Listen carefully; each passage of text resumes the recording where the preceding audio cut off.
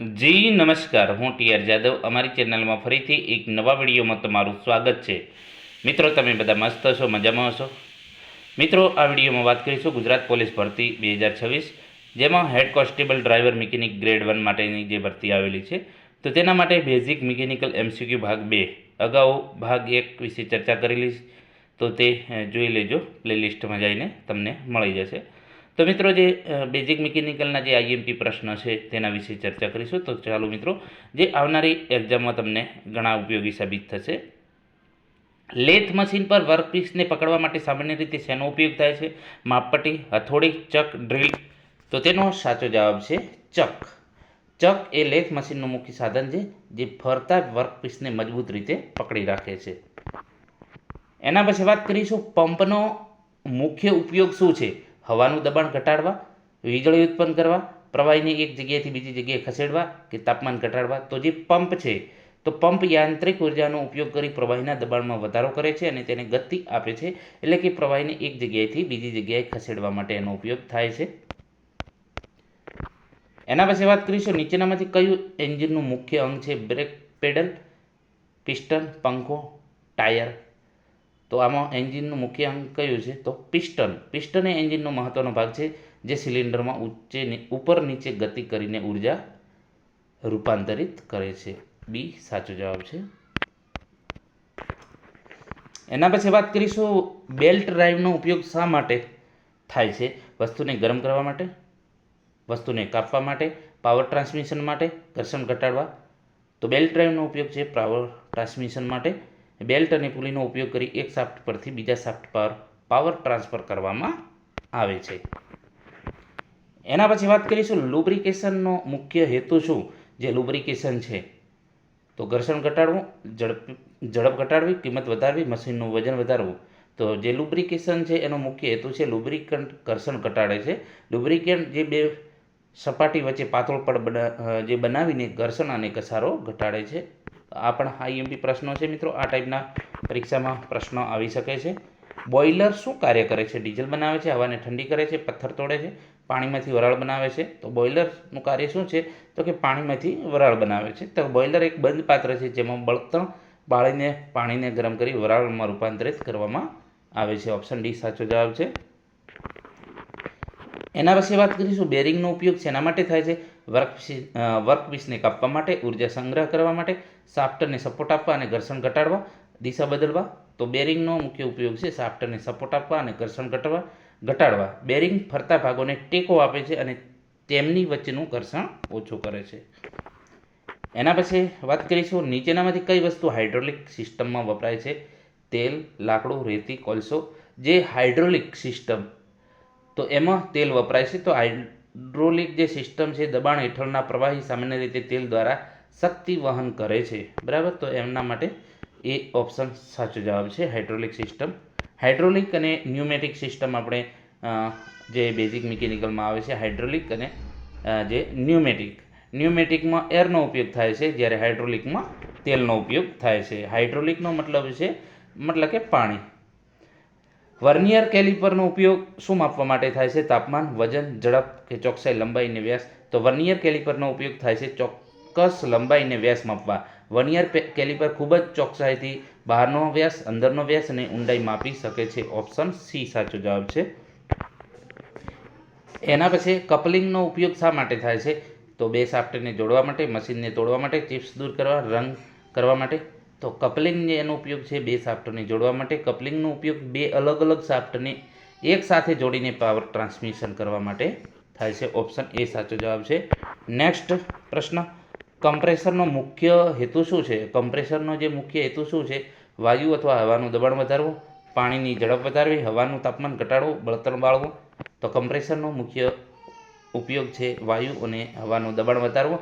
Compressor જે છે એ યાંત્રિક શક્તિનો ઉપયોગ કરી વાયુના કદને ઘટાડે છે અને તેના દબાણમાં વધારો કરે છે. એના પછી વાત કરીશું, ફોર્જિંગ પ્રક્રિયા શું છે? તો ફોર્જિંગ પ્રક્રિયા શું છે? મેટલને ઓગળી તેના બીબામાં રેડવાની પ્રક્રિયા, મેટલ પર જે બળ લગાડી ઈચ્છિત આકાર આપવાની પ્રક્રિયા, મેટલને ગરમ કરી તેને નરમ બનાવવાની પ્રક્રિયા, મેટલ પર કાપ મૂકવાની પ્રક્રિયા. તો ફોર્જિંગ જે છે મેટલ પર જે બળ લગાવીને ઈચ્છિત આકાર આપવાની પ્રક્રિયા છે. ફોર્જિંગ એ ગરમ કે ઠંડા મેટલ પર હથોડી કે પ્રેસ વડે લગાવી આકાર આપવાની યાંત્રિક પ્રક્રિયા છે. જે ફોર્જિંગમાં આપણે જે લોહાર ભાઈઓ છે તો એ જે છે આ ફોર્જિંગ પ્રક્રિયા કરતા હોય છે, જે હથોડા મારીને અલગ અલગ વસ્તુઓ બનાવતા હોય છે. તો એ ફોર્જિંગ પ્રક્રિયા. હીટ એક્સચેન્જરનું કાર્ય શું છે? ઉર્જા સંગ્રહ કરવી, ઉષ્માને એક પ્રવાહીમાંથી બીજા પ્રવાહીમાં રૂપાંતર કરવું, પ્રવાહીને દબાણ હેઠળ રાખવું, પાણીને વરાળ બનાવવું. તો હીટ એક્સચેન્જર, હીટ અને એક્સચેન્જર એટલે બદલવું. તો ઉષ્માને એક પ્રવાહીમાંથી બીજા પ્રવાહીમાં સ્થળાંતરિત કરવું. હીટ એક્સચેન્જર જે જુદા જુદા તાપમાનવાળા પ્રવાહીઓને એકબીજા સાથે ભળ્યા વિના તેમની વચ્ચેનું ઉષ્માનું આદાન પ્રદાન કરે છે. તો આ પણ મોસ્ટ આઈએમપી પ્રશ્નો છે. આવા પ્રશ્નો પરીક્ષામાં પૂછાય છે. સીએનસી કોમ્પ્યુટર ન્યુમેરિકલ કંટ્રોલ, આ પણ પરીક્ષામાં પૂછાય. સીએનસીનો પૂરું નામ શું છે? તો સીએનસી મશીનિંગ શું છે? કમ્પ્યુટર દ્વારા નિયંત્રિત મશીનિંગ પ્રક્રિયા, ફક્ત લાકડા પર કામ કરતી પ્રક્રિયા, માત્ર મેન્યુઅલ મશીનિંગ પ્રક્રિયા, વીજળી વિના ચાલતી મશીનિંગ પ્રક્રિયા. તો સીએનસી કમ્પ્યુટર દ્વારા નિયંત્રિત મશીનિંગ પ્રક્રિયા છે. સીએનસી મશીનોમાં કોમ્પ્યુટર પ્રોગ્રામ દ્વારા મશીનમાં ભાગોની હિલચાલને ચોકસાઈપૂર્વક નિયંત્રિત કરવામાં આવે છે. ઓપ્શન એ સાચો જવાબ છે. એના પછી વાત કરીશું માઇક્રોમીટર કઈ ચોકસાઈથી માપી શકાય છે.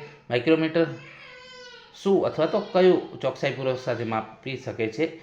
એમએમના 10મા ભાગ સુધી, સેન્ટીમીટર સુધી, મીટર સુધી કે એમએમના 100મા ભાગ સુધી. તો અહીં તમે જોઈ શકો છો માઇક્રોમીટર છે એમએમના એ 100મા ભાગ 0.01 mm સુધી ચોક્કસ માપી શકાય છે. કે સ્ટાન્ડર્ડ માઇક્રોમીટરની જે લઘુત્તમ માપ શક્તિ આપણે લિસ્ટ કાઉન્ટ સામાન્ય રીતે 0.01 mm હોય છે. તો આ પણ પરીક્ષામાં પૂછાતું હોય છે. આ ટાઈપના પ્રશ્નો હોય છે. ગતિશીલ સંતુલન ડાયનેમિક બેલેન્સિંગ કેમ જરૂરી છે? તો રંગ સુધારવા માટે, રંગકામ સુધારવા, ફરતા ભાગોમાં કંપન ઘટાડવા, વાઇબ્રેશન ઘટાડવા, ઝડપ ઘટાડવા કે મશીનનું વજન વધારવા. તો ગતિશીલ જે સંતુલન છે એ ફરતા ભાગોમાં કંપન, વાઇબ્રેશન ઘટાડવા માટે. તો કે ગતિશીલ સંતુલન એ ફરતા ભાગો જેમ કે ટાયર, ટર્બાઇનમાં અસંતુલિત દળોને કારણે ઉત્પન્ન થતા કંપનો અને બળોને ઘટાડવા માટે કરવામાં આવે છે. ઓપ્શન બી સાચો જવાબ છે. એના પછી વાત કરીશું વેલ્ડિંગ પ્રક્રિયાનો ઉપયોગ શા માટે થાય છે? મેટલ પર આકાર આપવા માટે, મેટલને તોડવા માટે, મેટલના બે ટુકડાઓને કાયમી ધોરણે જોડવા કે મેટલને ગરમી આપવા માટે. તો જે વેલ્ડિંગ પ્રક્રિયાનો ઉપયોગ છે મેટલના બે ટુકડાને કાયમી ધોરણે જોડવા. બરાબર. વેલ્ડિંગ એ ગરમી અથવા તો જે દબાણ બંનેનો ઉપયોગ કરીને બે ધાતુના ભાગોને એકબીજા સાથે જોડવાની કાયમી પ્રક્રિયા છે. સી સાચો જવાબ છે. એના પછી વાત કરીશું ટ્યુબ અને પાઇપ વચ્ચે શું તફાવત છે? તો કે આ બંને એક જ છે. ટ્યુબ ગોળાકાર હોય છે, પાઇપ ચોરસ હોય છે.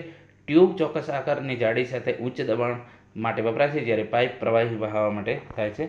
પાઇપને બહારના વ્યાસ અને દિવાલની જાડાઈથી દર્શાવે છે, જ્યારે ટ્યુબને નોમિનલ પાઇપ સાઇઝથી દર્શાવે છે. તો ટ્યુબ અને પાઇપનો શું તફાવત છે? તો ઓપ્શન સી સાચો. જે ટ્યુબ ચોક્કસ આકાર અને જાડાઈ સાથે ઉચ્ચ દબાણ માટે વપરાય છે, જ્યારે પાઇપ પ્રવાહી વહાવવા માટે થાય છે. એના પછી વાત કરીશું ટેમ્પરરી હીટ ટ્રીટમેન્ટનો ઉદ્દેશ શું છે? આ પણ મોસ્ટ આઈએમપી પ્રશ્ન છે. મેટલ પર કોટિંગ કરવું, મેટલની ચુંબકીયતા વધારવી, મેટલને સખત કરવી, હાર્ડનિંગ પછી મેટલની બરડતા ઘટાડવીને ટફનેસ વધારવી. તો તેનો સાચો જવાબ છે ટેમ્પરિંગ હીટ ટ્રીટમેન્ટનો ઉદ્દેશ છે હાર્ડનિંગ પછી મેટલની જે બ્રિટલનેસ ઘટાડવી અને જે ટફનેસ વધારવી. તો ટેમ્પરિંગ એ જે છે સખત ધાતુને ફરીથી ગરમ કરી અને તેને ઠંડી કરી તેની આંતરિક તાણ ઘટાડવાની અને તેને ટકાઉ બનાવવાની પ્રોસેસ છે. ઓપ્શન ડી સાચો જવાબ છે. એના પછી પાસ્કલનો સિદ્ધાંત, પાસ્કલ લો હાઇડ્રોલિક સિસ્ટમમાં શું સમજાવે છે? તો કે બંધ પાત્રમાં પ્રવાહી પર લગાડેલું જે પ્રેશર છે, દબાણ છે, તમામ દિશાઓમાં સમાન રીતે ફેલાય છે. પ્રવાહીની ઝડપ વધારવી, ધ્વનિની ગતિ, હવામાનનું તાપમાન. તો જે પાસ્કલનો નિયમ છે, જે બંધ પાત્રમાં પ્રવાહી પર લગાડેલું જે પ્રેશર છે તમામ દિશામાં સમાન રીતે ફેલાય છે. તો કે આ પાસ્કલનો મૂળભૂત સિદ્ધાંત છે, જે હાઇડ્રોલિક લિફ્ટ અને બ્રેકનો પાયો છે. બરાબર. તો એમાં ખાસ એનો નિયમ વપરાય છે. આ પણ પરીક્ષામાં પૂછાય કે પાસ્કલનો નિયમ ક્યાં વપરાય? તો કે હાઇડ્રોલિક જે લિફ્ટ છે અને બ્રેક માટે. તો મિત્રો આ જે છે જે પોલીસમાં જે ભરતી આવેલી છે driver mechanic, head constable driver mechanic grade 1 માટે, તો જે બેઝિક મિકેનિકલના જે આઈએમપી પ્રશ્નોની ચર્ચા કરી. જો વિડીયો પસંદ આવે તો લાઇક, શેર અને મિત્રો ચેનલને સબસ્ક્રાઈબ કરવાનું ન ભૂલતા. Thank you for watching this video. વધુમાં વધુ મિત્રોને શેર કરજો, જેથી કરીને આપણે પણ બીજા નવા વિડીયો બનાવીશું ચોક્કસ.